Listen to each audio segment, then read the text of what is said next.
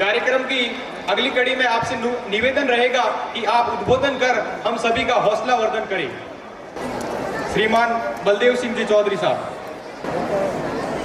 परम आदरणीय गुरुजी, सम्मानित मंच, ओसिया के आसपास से पधारे हुए माननीय गेस्ट, स्कूल कमेटी, माताएं, बहनें और प्यारे बच्चों,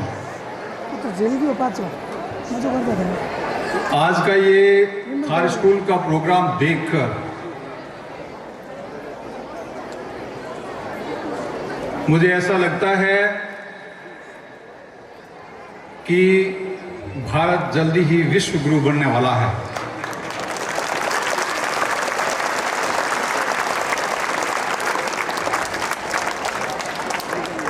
Quality of any nation depends upon the quality of their education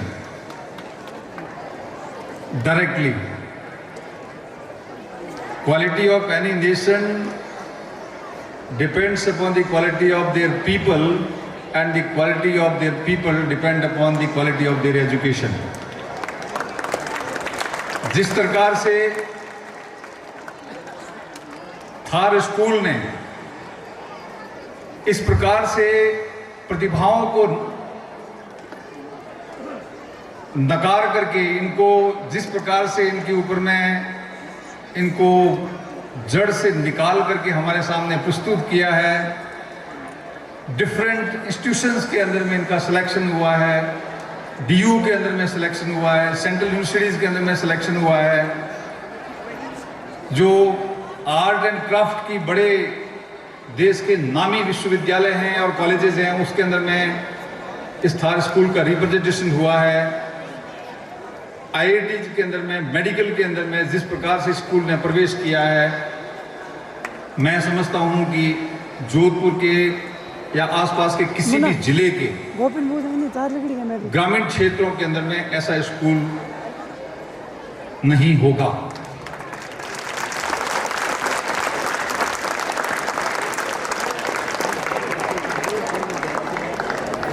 आज हम ज़्यादा समय नहीं लेकर के मैं एजुकेशन के बारे में, सिंस माताएं बैठी हुई हैं, पेरेंट्स बैठे हुए हैं और बच्चे खुद बैठे हुए हैं, तो मैं कुछ एजुकेशन के ऊपर में बात करना चाहूँगा। सबसे पहले किसी भी बच्चे की एजुकेशन के लिए उसकी माँ का पहला बहुत बड़ा रोल होता है, उसका बहुत बड़ा हाथ होता है। कहते हैं कि mother is a first teacher of a child. कोई भी माँ किसी भी बच्चे की पहली अध्यापिका होती है। And home is a first school of a child. घर किसी भी बच्चे का पहला स्कूल होता है। यदि पहली अध्यापिका ठीक है तो उस घर रूपी स्कूल का वातावरण अपने आप ठीक होगा, और यदि बच्चे को पहली अध्यापिका ठीक मिल जाए और घर का वातावरण ठीक मिल जाए तो उसके अंदर में जितने भी छुपे हुए गुण हैं उसको बाहर निकालने के अंदर में किसी प्रकार की कोई समस्या नहीं होगी। अल्बर्ट आइंस्टीन ने कहा था कि एवरी चाइल्ड जो पैदा होता है वो जीनियस होता है, मतलब वो किसी भी लेवल तक की अचीवमेंट कर सकता है, जो कि हमारे सामने आप लोग देख रहे हो। इस प्रकार की सेंट्रल यूनिवर्सिटीज के अंदर में, दिल्ली विश्वविद्यालय के अंदर में, जेएनयू के अंदर में, आईआईटी के अंदर में, नीट के अंदर में, एक ही स्कूल से इतने सारे बच्चों का निकलना ये साबित करता है कि ये कुछ तो ये स्कूल डिफरेंट है दूसरों से।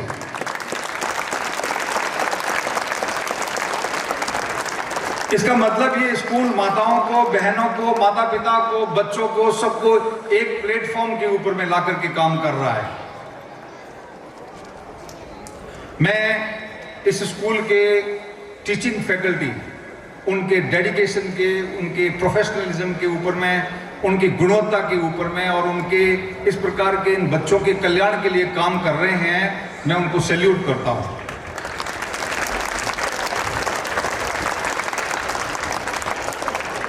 मैं साथ ही माताओं को, ये जब माताओं की बात चल रही है तो मैं साथ साथ में ये भी बता दूं कि माताओं से हाथ जोड़ के मेरी विनती है कि इस सोने से, गोल्ड से प्यार छोड़ें, सोने से प्यार छोड़ें और वो सोने से पैसा बचा करके अपने बच्चों की एजुकेशन के लिए लगाएं और उन अपने बच्चों को न सिर्फ भारतीय विश्वविद्यालयों के अंदर में पढ़ाएं बल्कि यहां से बच्चे विदेश के विश्वविद्यालयों के अंदर में भी जाना चाहिए। यहां से बच्चे हार्वर्ड, ऑक्सफोर्ड, येल जैसे विश्वविद्यालय के अंदर में भी जाने चाहिए और मुझे पूर्ण विश्वास हो गया है अभी कि आने वाले टाइम के अंदर में यहां से बच्चे विदेशी विश्वविद्यालयों के अंदर में भी सिलेक्शन होगा। मैं आपको बताना चाहता हूं कि विदेशी विश्वविद्यालयों के अंदर में सिलेक्शन सिर्फ एकेडमिक्स के बेस पे नहीं होता है। मेरे एक दोस्त हैं कर्नल गुरुम, नेपाल से हैं, उनका लास्ट ईयर उनके बच्चे का येल यूनिवर्सिटी के अंदर में सिलेक्शन के लिए वो गए थे। वो बेंगलोर के अंदर में बच्चा पढ़ता था, स्कूल का टॉपर था, नहीं हुआ सिलेक्शन। जब येल यूनिवर्सिटी के सामने जब इन्होंने काउंसलिंग के अंदर में पार्टिसिपेट किया तो उन्होंने बताया कि योर बच्चा is academically excellent but we don't need academically excellent children, we need good human beings. हमको अच्छे इंसानों की जरूरत है जो धरती के ऊपर में कुछ न कुछ इस समाज को वापस दे सके। ये विद्यालय जो बच्चों का जिस तरीके से उनको सब प्रकार के प्रोग्राम के अंदर में शामिल करके इन बच्चों का जो होलिस्टिक डेवलपमेंट कर रहा है, जो न सिर्फ एकेडमिक्स की तरफ ध्यान दे रहा है, बच्चे की पर्सनैलिटी के डेवलपमेंट के अंदर में भी बच्चे को उसके अंदर में छुपे हुए हुनर को बाहर निकाल रहा है, मैं समझता हूं ये बहुत ही काबिले तारीफ है, बहुत ही काबिले तारीफ है। माताओं से मैं इसलिए निवेदन कर रहा था कि सोने से प्यार छोड़ें, क्योंकि सोना, gold is the most bad investment. सबसे खराब इन्वेस्टमेंट जिसको कहते हैं वो सोना है, क्योंकि एक बार आपने खरीद लिया उसको आप उसकी प्रेस्टीज इश्यू बना देते हैं, उसको आप वापस बेच नहीं सकते। एक बार आपने खरीद लिया तो आप यदि कहीं गिरवी रख दोगे तो भी आपको शर्म आएगी, किसी को बताने के लिए आप गिरवी नहीं रखोगे। यदि आपको वो वापस सोना बेचना है तो आप 10 तोला सोना लेकर के मेरे कहने से ले लो और उसको आप सब गहने बनाने के बाद वापस सुनार के पास में चले जाना, आपको उसको 6 तोले का पैसा ऑफर करेगा, वो 6 तोले का आप गारंटी के साथ में 6 तोले का कर लें। मैं आपको कहता हूं कि आप यहाँ 3 तोला सोना पहन करके खड़े हो जाएंगे एक तरफ में, और एक तरफ में एक लेडी खड़ी हो जाए जिसका बेटा IAS बना हुआ है, RS बना हुआ है, तो मैं समझता हूं कि समाज उस लेडी को ज्यादा सम्मान देगा जो उस 3 तोला सोना पहनने वाली मां को सम्मान नहीं देगा।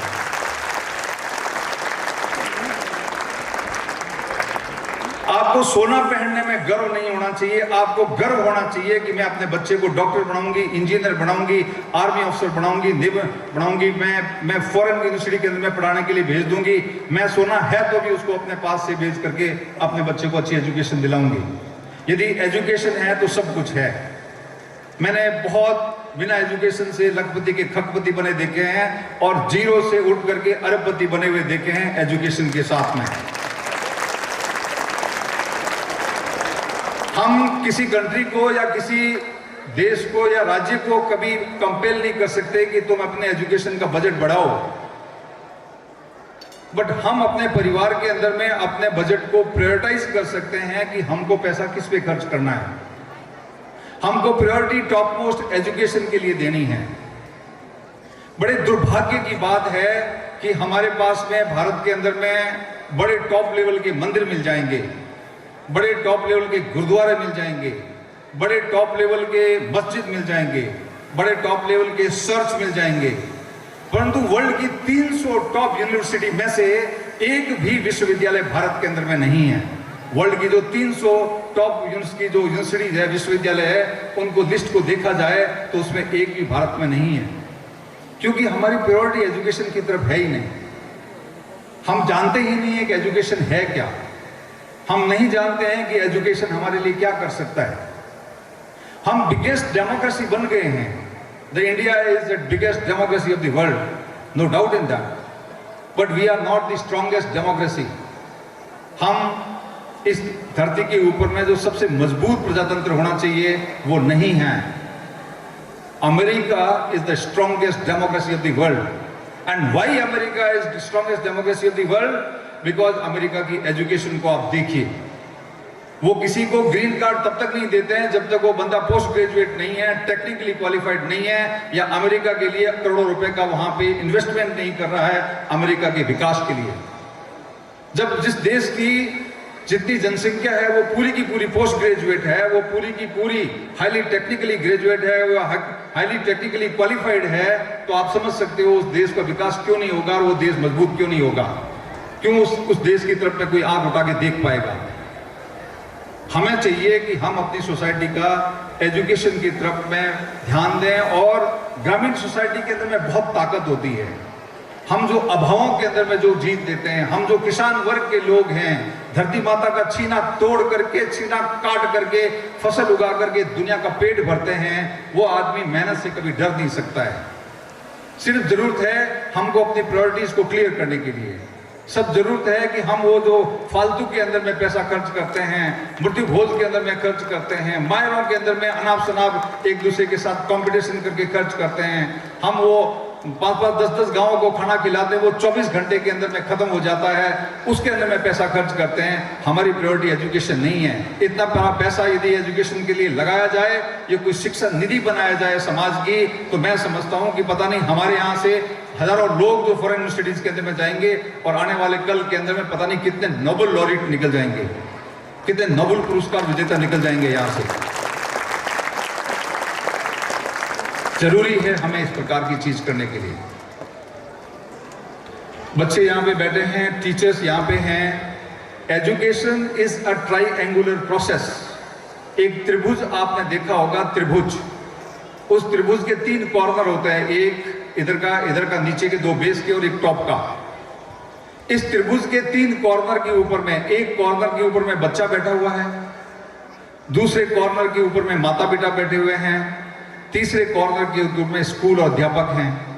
और वो जिस कॉर्नर, ये जो त्रिभुज जिस वातावरण के अंदर में खड़ा है, वो सोसाइटी है। यानी कि बच्चा, parents, teacher, school and society, इन सब के इंटरेक्शन से बच्चे की एजुकेशन बनती है। यदि ये हमारे एक भी पहलू के अंदर में हम कमजोर पड़ जाते हैं, माता पिता बच्चा के एजुकेशन की तरफ ध्यान नहीं देते हैं, या अच्छी स्कूल नहीं है, या सोसाइटी के एजुकेशन की तरफ में ध्यान नहीं है, तो उसी अनुपात के अंदर में हमारी शिक्षा कम रह जाती है। यही कारण है कि हमारे यहाँ से जीनियस नहीं निकलते हैं। यदि जीनियस निकालने हैं तो हम सभी को, सब में मिल करके ये प्रयास करने पड़ेंगे कि parents, society, education system, administrator, educationist, educational planner, इन सबको मिलकर के हमको एजुकेशन अपनी प्रायोरिटी समझनी पड़ेगी। और डेवलपिंग कंट्रीज के लिए एजुकेशन से बेटर कोई दूसरे देश को विकसित बनाने के लिए दूसरा कोई साधन नहीं है। ये हमें बहुत अच्छी तरह से समझ लेना चाहिए। बच्चों ने जिस प्रकार की परफॉर्मेंस दी है, मैं बच्चों को हेड्स ऑफ करता हूं कि किस प्रकार से उन्होंने अपने सामने यहाँ पे प्रस्तुति की है। मैं इन टीचर्स को भी बहुत सम्मान देता हूं कि इन्होंने किस प्रकार से इन प्रोग्राम को कंसीव किया है। मैं आपको एक प्रोग्राम के बारे में, जो हनुमान जी का प्रोग्राम था, उसके बारे में बताना चाहूंगा। रामायण के अंदर में एक वाक्य आता है कि जब सीता माता को रावण उठा के लेके चले जाता है तो राम जी के कैंप के अंदर में हाहाकार मच जाता है। कहते हैं कि अब क्या होगा, सीता माता को रावण उठा के लेके गया 7 समुद्र, अब यहाँ पे हम लोग कैसे उसको वापस लेके आएंगे और कैसे पता लगाएंगे कि कहाँ है सीता माता। तब सभी हताश हो गए। अब इतना शक्तिशाली कौन है, गोल आ सकता है, ला ही नहीं सकता है। उस टाइम जामवंत जी, उनको पता था कि हनुमान जी एक ऐसे शख्स हैं जिनके अंदर में असीम शक्ति है, शक्ति का कोई मतलब अंदाज नहीं लगा सकता, इतनी शक्ति है उनके अंदर में। पर देवताओं ने उनकी शक्ति को बांध रखा है। हनुमान जी बचपन में नटखट थे, तो हनुमान जी देवताओं को भी तंग करते थे, तो देवताओं ने उनकी शक्ति को बांध दिया था कि यह शक्ति तुम्हारी हम बांध देते हैं, परंतु तुम अपनी शक्ति को यूज कर पाओगे जब कोई भी तुमको अपनी शक्ति रियलाइज करवाएगा, महसूस करवाएगा। तो जामवंत जी ने कहा है कि हनुमान जी बहुत शक्तिशाली है, हनुमान जी को बुलाओ, हनुमान जी पता करके आ जाएंगे। जामन जी के कहने से राम जी ने कहना बुलाया, राम जी के पास हनुमान जी उपस्थित हुए। हनुमान जी को कहा गया कि आप जाओ और सीता माता का पता करके आओ। हनुमान जी ने कहा मैं छोटा सा बंदर और मैं कैसे पता कर सकता हूं, मेरे अंदर में क्या ताकत है, मैं कहां से पता करके लेके आ जाऊंगा। तब जामुन जी ने उनको कहा, पवन पुत्र तुम पवन समाना, पवन पुत्र तुम पवन समाना, बल बुद्धि विवेक विज्ञान समाना, कौन सो काज इह जग माही, जो नहीं होत तात तुम पाना। कि हे हनुमान जी, तुम तो इतने शक्तिशाली हो, तुम पवन पुत्र हो, तुम्हारे अंदर तो पूरी विज्ञान समाई हुई है, तुम्हारे अंदर में तो पूरी शक्ति है, तुम कुछ भी कर सकते हो। जब उनको रियलाइज करवाया गया तो उन्होंने बहुत विशाल शरीर धारण कर दिया और शक्तिशाली बन गए और वहां से उड़ करके गए और उनके रास्ते में चाहे समुद्र आया चाहे सूर्य आया, उनको सबको कंट्रोल करके सीता माता का पता करके लेके आ गए। मैं माताओं को, बहनों को, बच्चों को, टीचर्स को, पेरेंट्स को ये कहना चाहता हूं कि हमारे बच्चे ऐसे ही होते हैं। उन बच्चों को उनकी शक्ति को रियलाइज करवाने की जरूरत है, उनकी शक्ति को महसूस कराने की जरूरत है कि तुम सब कुछ कर सकते हो, तुम जो अचीवमेंट लेना चाहते हो तुम उस लेवल तक पहुंच सकते हो। प्रॉब्लम हमारी सोसाइटी की ये है कि जब बच्चा पैदा होता है तो हम उसे कहना शुरू कर देते हैं, अरे तू नहीं कर पाएगा, तू तो हिंदी मीडियम का है, अरे तू गांव का है, तू कहां करेगा, अरे तू तो किसान का बेटा, तू कहां करेगा, अरे तू तो, तेरे बाप के पास तो पैसा नहीं, तू कहां से कर पाएगा, अरे तू तो शेड्यूल कास्ट है, तू कहां से कर पाएगा। इस प्रकार की चीजें, नेगेटिव चीजें उन बच्चों के दिमाग में डाल करके उसके दिमाग को ताला बंद कर दिया जाता है। और बच्चा छोटा होता है, उसका माइंड फॉर्मेटिव माइंड होता है, मैं पेरेंट्स, टीचर्स और सोसाइटी जैसा कहता है उसको सत्य मानता है, उसके अंदर में वो रैशनल माइंड डेवलप हुआ नहीं होता है, अपनी थिंकिंग कुछ होती नहीं है, जो दूसरा कहते हैं उसको सत्य मान लेता है और सत्य मान करके बैठ जाता है कि यस मैं तो नहीं कर सकता हूं। जब वो कहता है कि मैं नहीं कर सकता हूं तब इसका मतलब है कि वो नहीं कर सकता है। अदरवाइज जब ये बच्चे कर सकते हैं, ये इतने सारी यूनिवर्सिटीज के अंदर में निकल सकते हैं, नीट के अंदर में निकल सकते हैं, मुझे पूरा भरोसा है कि ये बच्चे कल नोबेल लॉरेट बन के यहाँ से निकल जाएं या यहाँ से 10 फॉरेन यूनिवर्सिटी के अंदर में पढ़ने के लिए चले जाए तो कोई अतिशयोक्ति नहीं होगी। उनको रियलाइज करवाना है कि तुम कर सकते हो। मैं मिलिट्री ऑफिसर हूं, भूर्जी साहब ने बैठे हैं, वीडियो बना रहे हैं, हमारे 18,000 के पुराने साथी हैं सुधार भूर्जी साहब। मैं एक मिलिट्री एग्जाम्पल देता हूं आपको। नेपोलियन बोनापार्ट था, नेपोलियन बोनापार्ट को इटली के ऊपर में अटैक करना था, फ्रांस का जनरल था वो, इटली के ऊपर में अटैक करना था। फ्रांस और इटली के साइड के अंदर में समुद्र लगता है, इटली के ऊपर में उससे पहले जितने भी अटैक हुए हैं समुद्र के रास्ते से हुए थे। नेपोलियन ने कहा है कि मुझे इटली को सरप्राइज करना है और मुझे एक ही अटैक के अंदर में इटली के उस पार्ट को जीतना है, तो हम आल्प्स पर्वत के ऊपर से अटैक करेंगे।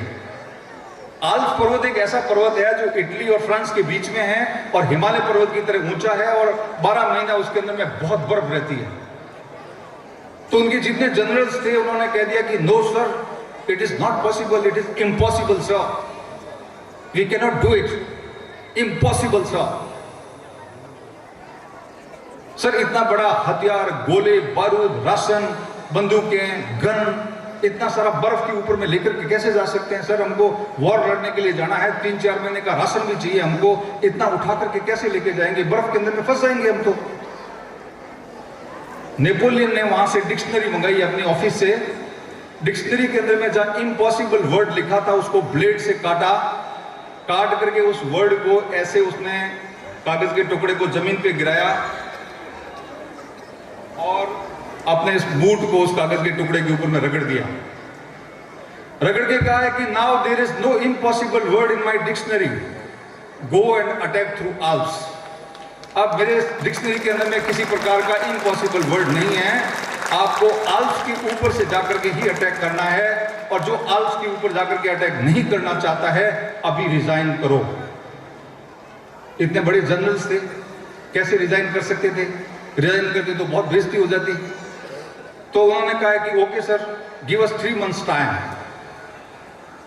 ये मिलिट्री हिस्ट्री है, नेपोलियन की बायोग्राफी है।